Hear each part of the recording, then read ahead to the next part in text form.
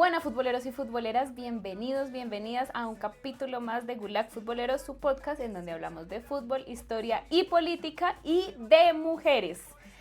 Estamos en el mes de marzo, mes de conmemoración del Día Internacional de las Mujeres Trabajadoras y precisamente estamos con una gran invitada, como lo pueden ver, hincha de Millonarios, futbolera apasionada también por los derechos de las mujeres y abanderarlos. ¿Cómo estás, Laura? Bienvenida a este programa. Bueno, hola Tati, hola a todos y todas, gracias al Gulag Futbolero por este programa tan chimba, además que bueno, pues habla de fútbol, de política y hoy de mujeres, pues creo que es el complemento perfecto y nada, no, pues muy contenta de estar en este espacio. Bueno, muchísimas gracias a ti también por estar en este espacio. En este escenario también demostramos que el fútbol es un espacio dinámico, un espacio en donde nos encontramos hincha de Millonarios, hincha de Nacional y queremos saber quién es Laura, a qué se dedica y por qué hincha de Millonarios. Rola, me imagino. Sí. Bueno, no, yo tengo 36 años, cumplidos en marzo. Hago parte del colectivo Las Policarpas, hago parte del colectivo del barrio Philips también, soy militante del partido Comunes y bueno, no, pues hincha de Millonarios, ojalá mi hermano esté viendo esto. Antes, cuando era más pequeña, me gustaba otro equipo, no voy a decir cuál es, para no ser mal hincha. Pero bueno, no sé, como las cosas que uno veía, me gustaba realmente porque tenía un logo con el que me sentía identificada en mi rebeldía y tal. Okay. Y mi hermano sí, siempre muy hincha de Millos y me molestaba un montón, me dijo, pero además es que a este le gusta ese equipo solo por eso, y yo, bueno, sí tiene sentido. Y ¿Tu hermano es mayor o menor? Mayor, mi hermano es mayor. Y empecé a ver Millonarios y bueno, no, pues así como dice, cuando vi a Millonarios me enamoré. La primera vez que fui al estadio fui con mi hermano y fue una emoción porque además yo nunca había ido al estadio y pues cuando los que conocemos o hemos ido al Campín, pues uno lo ve desde afuera o una lo ve desde afuera y es como una cosa, o la primera vez que yo fui fue como que no me lo imaginaba, el piso temblaba, yo tenía mucho susto además, tanta gente, pero bueno, no, le agradezco a mi hermano por hacerme hincha de Millonarios.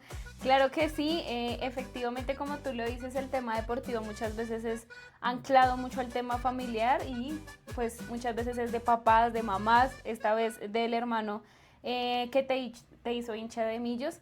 Pero para hablar un poco del tema del fútbol y el tema de mujer, el tema del género, tenemos que remontarnos un poco al tema de la historia, pero para no contarlo nosotras, vamos precisamente con una cápsula informativa de nuestro Jess, que nos está acompañando en esta nueva temporada, nuestro nuevo fichaje, hincha del Junior también, y nos va a contar un poco sobre la historia del fútbol femenino, para que lo escuchen y lo vean. Hola a todos y a todas, recuerden que yo soy Yesua y esta vez vengo a contarles una nueva cápsula acerca del fútbol. Esta vez les contaré cómo surgió el fútbol femenino. El fútbol femenino tiene sus inicios en el siglo XIX en el Reino Unido. Su primer registro data del año de 1881, cuando en aquel año, el 7 de mayo, se jugó el primer partido femenino entre Escocia e Inglaterra, el cual lo ganaría Escocia por un marcador de 3-0.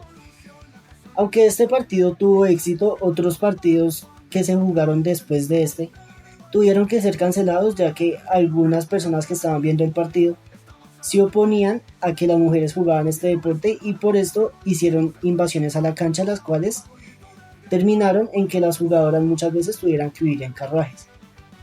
En el año de 1894, la activista Nettie Honeyball fundaría el primer equipo femenino en el mundo, llamado British Ladies Football Club. Este equipo sería dirigido por Bill Julian, quien era en aquel entonces un jugador de Tottenham Hotspur. Este equipo tendría su debut en el año de 1895, en el 23 de marzo de aquel año. Este partido contaría con una cifra récord de 10.000 espectadores, lo cual era algo récord para la época, y se jugaría en Crowshed, un pueblo al norte de Londres. Este equipo se jugaría entre las mismas compañeras del equipo, quienes se dividieron en dos equipos, las jugadoras que venían del sur y las jugadoras que venían del norte. Este partido lo ganaría por un marcador de 7-1 las jugadoras que venían del norte. Sin embargo, en el año de 1921, la Asociación de Fútbol Inglés le pondría un veto al fútbol femenino.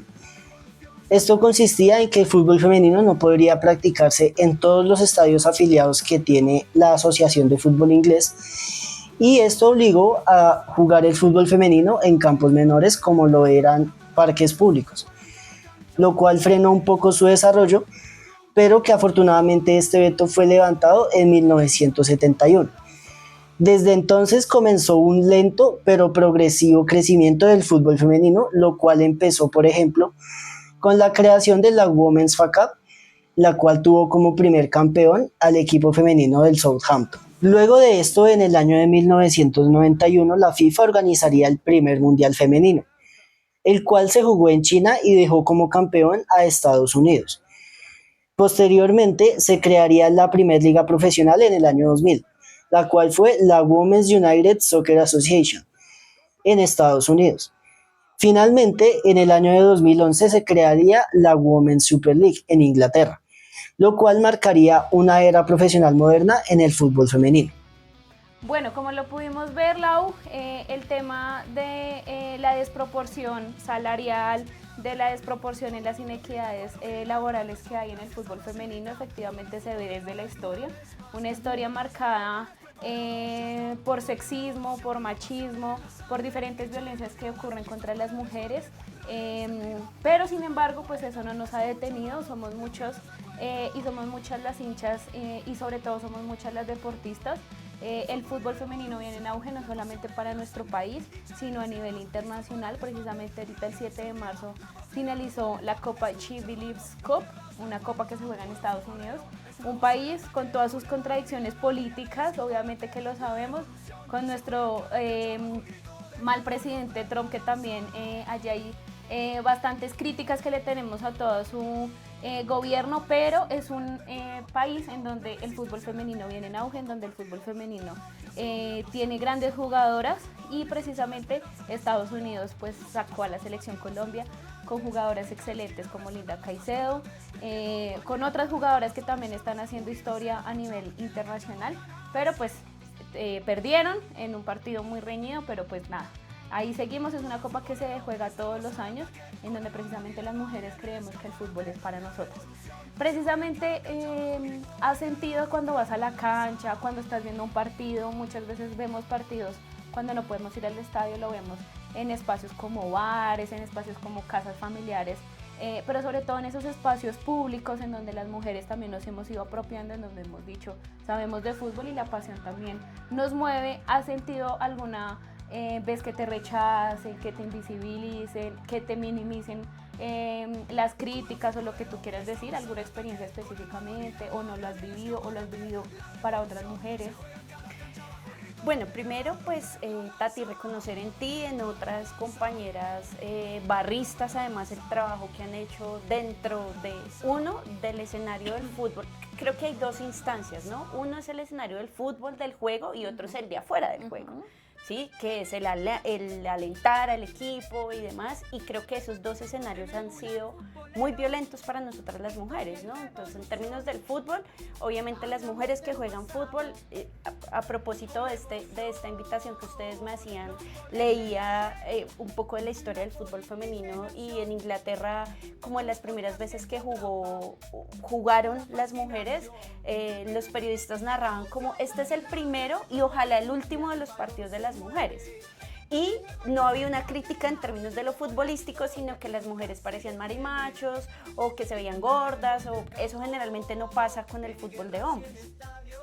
Pero adicionalmente también dentro del otro escenario, que es el del alentar, el de la barra, pues obviamente también un escenario muy masculinizado, donde pues mujeres muy tesas se han dado esa pelea también por, pues reconocer que las mujeres podemos tener el conocimiento en términos de lo futbolístico, igual así no lo tengamos, también está bueno vivirlo, ¿no? O sea, no todos los hombres tampoco tienen el conocimiento pues de la jugada, y pues eso no es cierto. Pero sí se nos exige eso a las mujeres, ¿no? Entonces las mujeres sí tenemos que saber de las alineaciones, sí tenemos que saber, pero pues si un hombre no lo sabe, pues ya está bien. Y bueno, no, digamos que sí es raro en algunos espacios, digamos, claro, cuando tú estás con amigos y eso ya te conocen, no hay lío, pero sí para otras personas, para otros hombres es raro ver que a una mujer le gusta el fútbol, ¿sí? Y digamos, hemos estado sitios con mi compañero viendo, pues yo soy hincha de Millonarios, él es hincha de Santa Fe, y yo viendo el partido súper concentrado y los hombres como que pues, se aterran como... ¿Será que no se está sí, entendiendo? o sea, o él porque no estaba viendo el partido así con toda la emoción y ella sí, pero creo que eso también hace parte pues de esa cultura tan machista y patriarcal que tiene nuestro país, que efectivamente ha venido avanzando, pero no ha venido avanzando de gratis, ha venido avanzando a partir de las luchas que nos hemos dado las mujeres para que se reconozca en nosotras también una interlocutora válida, una mujer futbolera válida, etcétera, etcétera. Entonces creo que eso es una lucha que han dado y también creo que es importante entre nosotras y las nuevas generaciones de mujeres reconocer lo que pasó antes que nosotras, ¿viste? Porque no llegamos a votar, no llegamos a ir a las canchas, no llegamos a jugar fútbol de un momento a otro, sino eso viene de luchas que se dieron nuestras mamás, nuestras abuelas, independientemente con diferencias en términos de lo político y demás, pero efectivamente que esas luchas permitieron que las mujeres estemos avanzando y sigamos avanzando por la lucha de las mujeres, ¿sí? No es porque haya sido una cosa de reflexión, sino porque las mujeres todo el tiempo estamos luchando en la reivindicación pues, de nuestros derechos.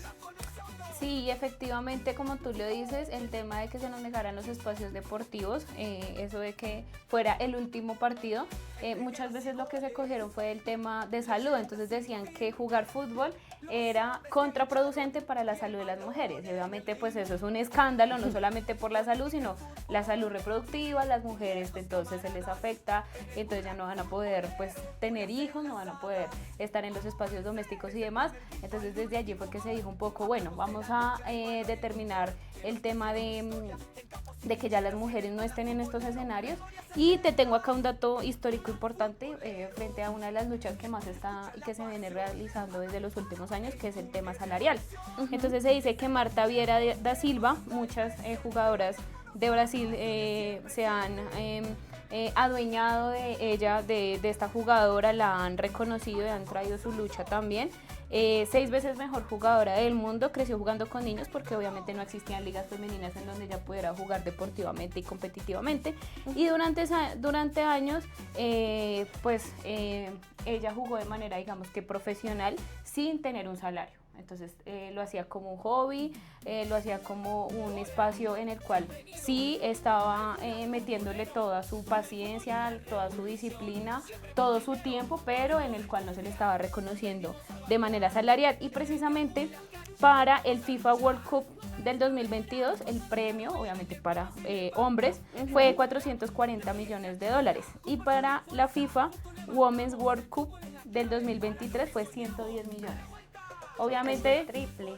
Exacto, casi el triple de diferencia, que obviamente estos 110 millones no se podían ver hace unos 10, 20 años, pero pues un avance, sí es un avance, pero no significa que haya una equidad salarial en las mujeres, y eso precisamente nos lleva un poco a pensarnos en las políticas públicas que se deben realizar y en la profesionalización del fútbol femenino con garantías dignas laborales.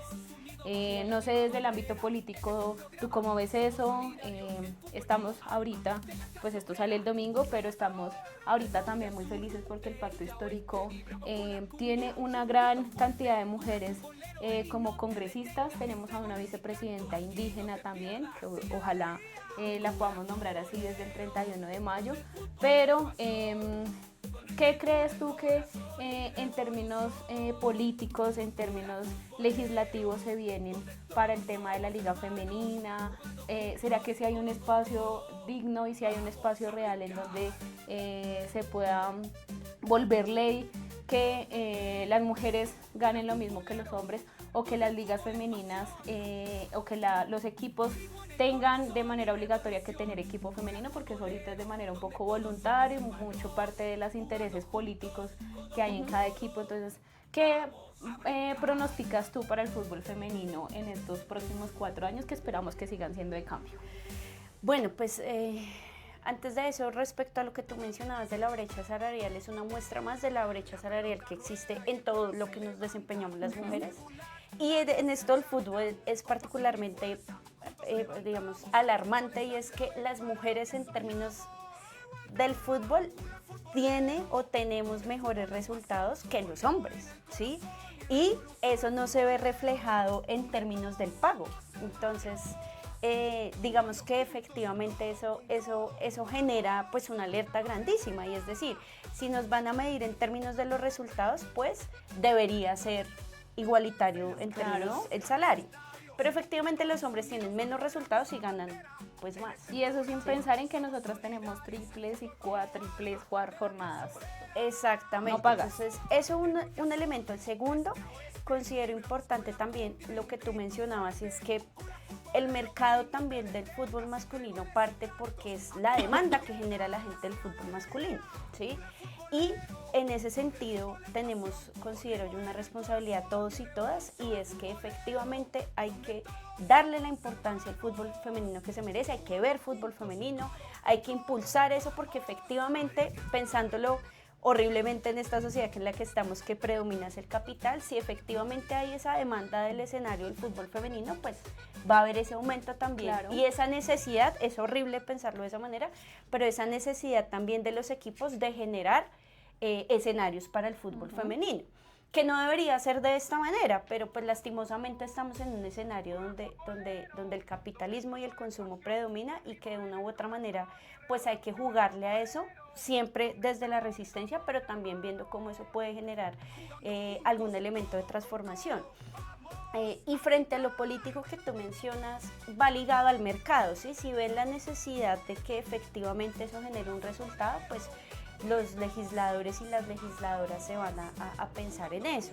Y creo que aquí también tenemos que ser nosotras muy claras, y es que lleguen mujeres a cargos de representación no significa que lleven agendas de las mujeres, y eso creo que es importante que lo tengamos claro, y es que el hecho de que seamos mujeres no nos hace necesariamente que debería ser, ¿cierto? Pero pues estamos también criadas y inmersas en ese patriarcado que nos hace desconocer un poco nuestra posición frente al patriarcado y el capitalismo, pero entonces no significa que porque seamos mujeres o lleguen mujeres a escenarios de poder, pues lleguen las agendas de las mujeres también a estos escenarios. Y allí creo que es importante también cómo nosotras, las organizaciones de mujeres, las barras y demás, hacen llegar al legislador este tipo de cosas, ¿no? A través de presiones y a través también de mostrar la importancia del fútbol femenino, que creo que todavía desconocemos un montón en el país, y que lo que ha permitido efectivamente que lo reconozcamos son, pues digamos que los buenos resultados que han tenido las chicas de los diferentes equipos, pero también pues la selección femenina de fútbol. Entonces, ojalá, creo que todos los avances que se han hecho en el legislativo ha sido a partir de la lucha y la insistencia, ¿no? Entonces, creo que todas y todos podemos sumar a que efectivamente esa insistencia y esa reivindicación llegue al legislativo, y el legislativo cumpla con su deber, que es pues escuchar y atender las necesidades pues de la población. Claro que sí, eso que tú dices es muy cierto, porque si fuera solamente por el hecho de ser mujer, pues apoyaríamos a Paloma Valencia, ¿no? Y eso para nada va a suceder, para nada va a suceder. Entonces, sí, como tú lo dices, es importante, y siempre lo hemos dicho, seguimos peleando por una liga femenina digna para las jugadoras, en donde no estemos pensando en cada semestre. En este semestre pues la liga femenina, digamos, ha estado ahí, sin embargo, no con las mismas garantías como lo decimos para la liga masculina, y precisamente esa es la invitación a que apoyemos el fútbol femenino, como tú lo dices. Y precisamente esta semana va a salir una cápsula de un partido en el que estuve, en donde jugó Nacional, en donde jugó contra Santa Fe, acá de local, y en donde la diferencia en público obviamente se ve abismal, en donde la diferencia en lo que tú dices de el partido femenino, las pocas personas que estaban ignorando, como pendientes, en ese preciso momento del partido estaba jugando un equipo, estaban jugando como la Champions League o algo así, y sobre todo los hombres que estaban en ese espacio en el estadio, entonces eran pendientes del partido, o sea, mientras estaban mirando el celular, ahí en vivo en directo se estaba jugando un partido buenísimo, en donde Nacional también ganó. Pero pues esto lo vamos a mostrar en esta semana, que va a salir esa cápsula para que ustedes vean un poco visualmente cómo se ve el fútbol femenino y visualmente cómo se ve el equipo masculino. Obviamente esto no lo podemos comparar con una final porque sabemos que América, sabemos que el Bucaramanga, sabemos que muchos equipos de fútbol femenino han llenado un montón los estadios, pero como siempre entonces en finales o ya cuando están en otros espacios internacionales. Entonces ya vamos finalizando para todos y todas en este escenario, vamos también con una dinámica para ir cerrando un poco. La idea es poder conocer en la cancha a quienes pondríamos en un equipo de micro. Vamos a jugar un equipo de micro porque para no llevarnos a los 11 y para desvirtuar un poco la homogeneidad que tiene el fútbol masculino, el fútbol de pasto, el fútbol de 11 jugadores, jugadoras, lo vamos a llevar a un equipo de 5 jugadores, jugadoras de futsal o de micro, como lo querramos llamar. Entonces vamos a poner a una arquera. ¿A quién pondríamos de arquera en términos, digamos que políticos, digamos que en términos sociales, de derechos humanos, una mujer histórica también en los derechos de las mujeres? Uy, hay muchas, pero hay muchas que no. Digamos que el escenario, es que eso también es un tema, y es que las mujeres que logramos o han logrado salir al escenario público ha sido difícil. Y hay muchas mujeres que todavía mantienen el escenario privado, que pues generan una resistencia en sus comunidades. Entonces yo de arquera pondría a una lideresa sin nombre, que tienen nombre muchas, para que lo pensemos de esa manera, de territorios como el Cauca, como el Catatumbo, de barrios populares en Bogotá como en Ciudad Bolívar, como Kennedy, como Bosa. Entonces esa sería mi arquera.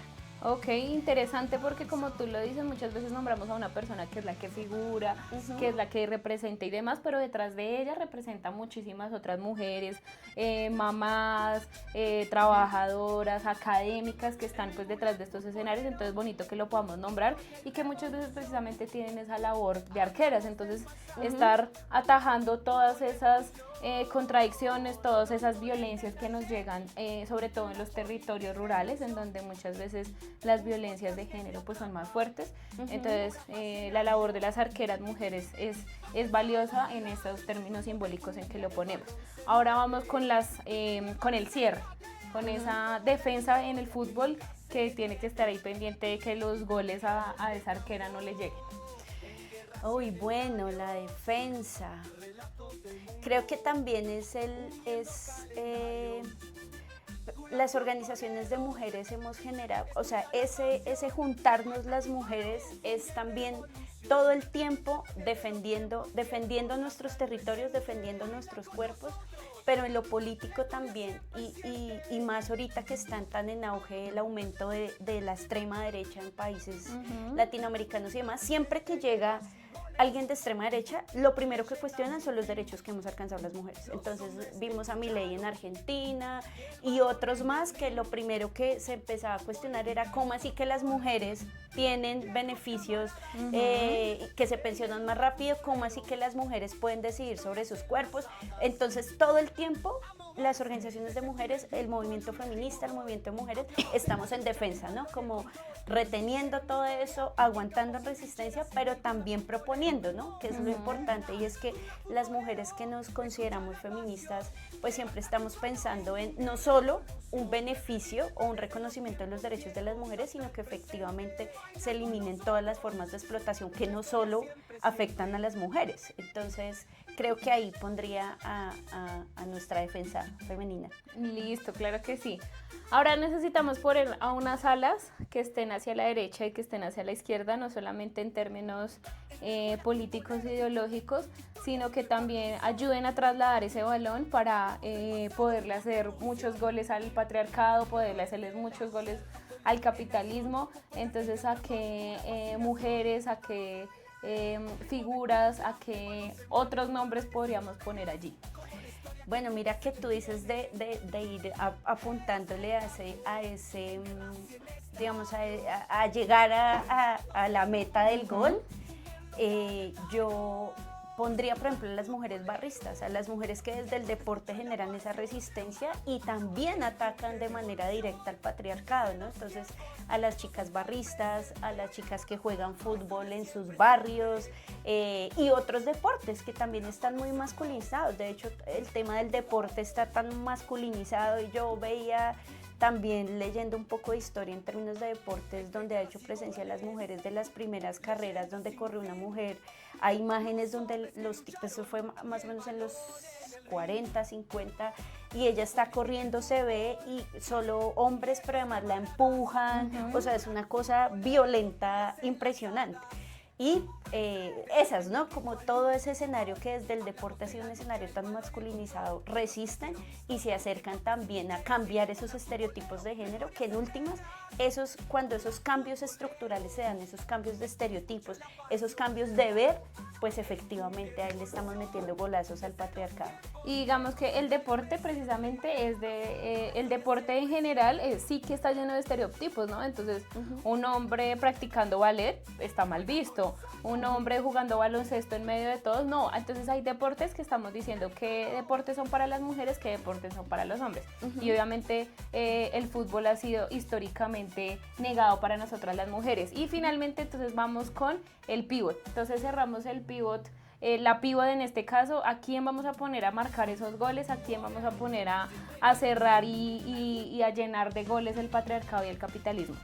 Bueno, a propósito de lo que tú dices de pues esta coyuntura político-electoral, que efectivamente, insisto, solo por esta coyuntura, porque hay muchas mujeres que a lo largo de la historia han hecho golazos, por ejemplo, quisiera nombrar algunas como las firmantes de paz en cambiar todo ese escenario de que las mujeres no podemos ser sujetas políticas. También eso ha sido un cambio de estructura y de muchos goles. Pero bueno, digamos, para nombrar a una en este caso en particular, pues sí creo que Aida Quilcue, que está en este momento en un escenario de disputa por la vicepresidencia, bueno, por un proyecto de presidencia y demás, pues es una mujer que donde logremos en términos, no soy del pacto histórico, pero sí obviamente pues del escenario de izquierda y progresista, pues que se logre hacer un gol con la presidencia de Iván Cepeda y con la vicepresidencia de Aida Quilcue, una mujer que ha sido guerrera, que es una mujer indígena, que representa también nuestras raíces como colombianos y colombianas, pero además que ha sido una mujer golpeada por la guerra y ha generado un escenario de resistencia a esa guerra desde un territorio tan difícil como el Cauca, que ha sido tan golpeado, pero además veía él, y es bueno también que lo veamos, un video que le hacen a ella donde a su esposo lo asesinan además de manera impune el Estado, y ella, una mujer muy joven, consolando a su hija. O sea, es un escenario estremecedor que le ha sucedido a muchas mujeres en este país. Entonces creo que esa apuesta política en cabeza también de Aida Quilcue, una figura tan importante como la vicepresidencia, pues es fundamental, ¿no? Y esto ya para cerrar, Tati, discúlpame si me extiendo, es que efectivamente ahorita está cliché, ¿no? Entonces la derecha escogiendo personas diversas, LGTBIQ, y el Centro Democrático escogiendo muchas mujeres. Entonces ahorita nosotras sí somos importantes, ¿no?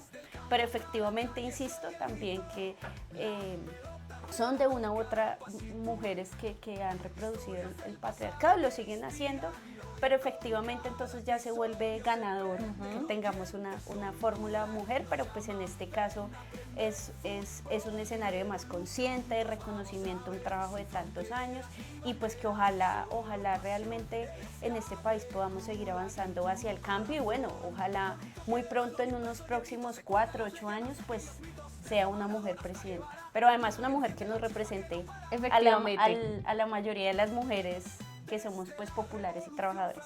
Importante lo que tú dices, es una muy buena pivot, precisamente después de que Iván la anunciara como su fórmula vicepresidencial, el ataque en redes sociales ha sido gigante, que pues muchas personas esperaban que fuera María José Pizarro, bueno, otros nombres que estaban ahí sonando. Ella pues llegó a visibilizarse con las luchas también indígenas que son tan importantes en nuestro país.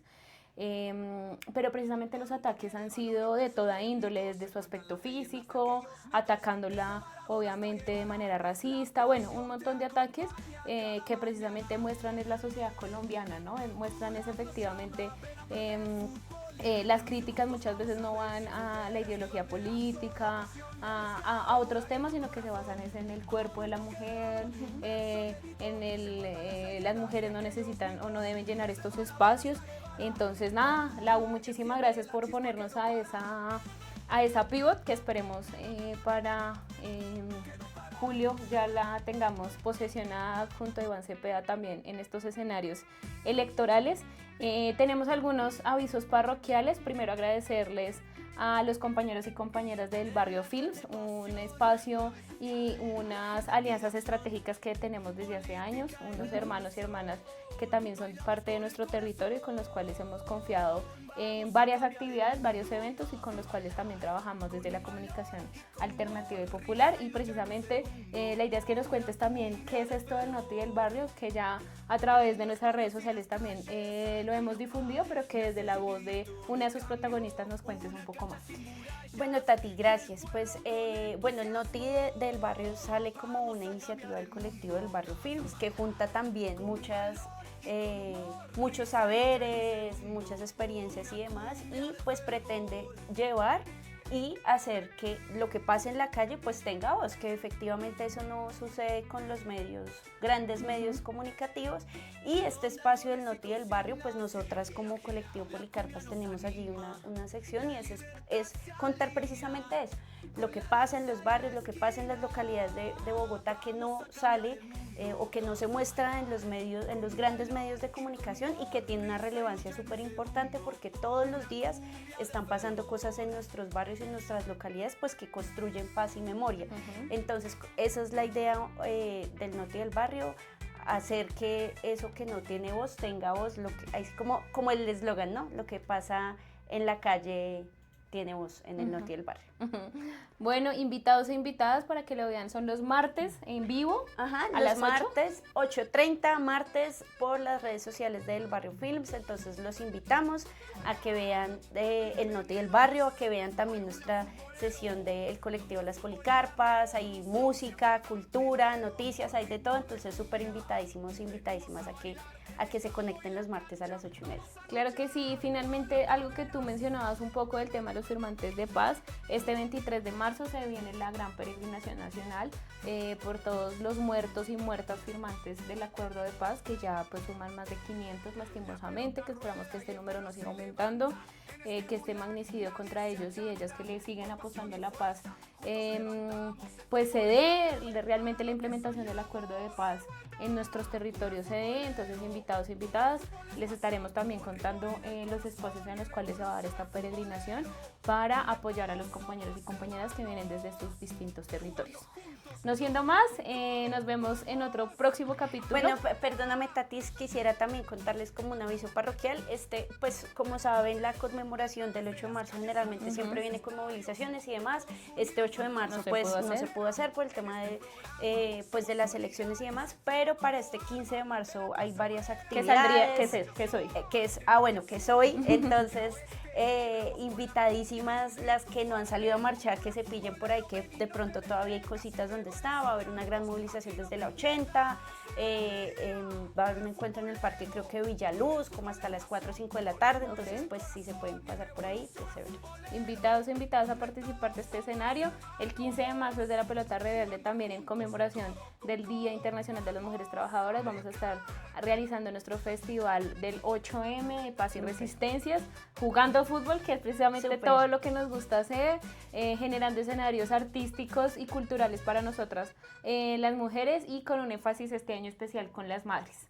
Entonces, en donde las madres estén siendo protagonistas de estos espacios, y ellas como madres y mujeres también tienen unas luchas específicas, y esas luchas siguen estando en el barrio y siguen haciéndole goles también al patriarcado. Entonces, muchísimas gracias, nos vemos el próximo domingo con un nuevo programa de Gulag Futbolero.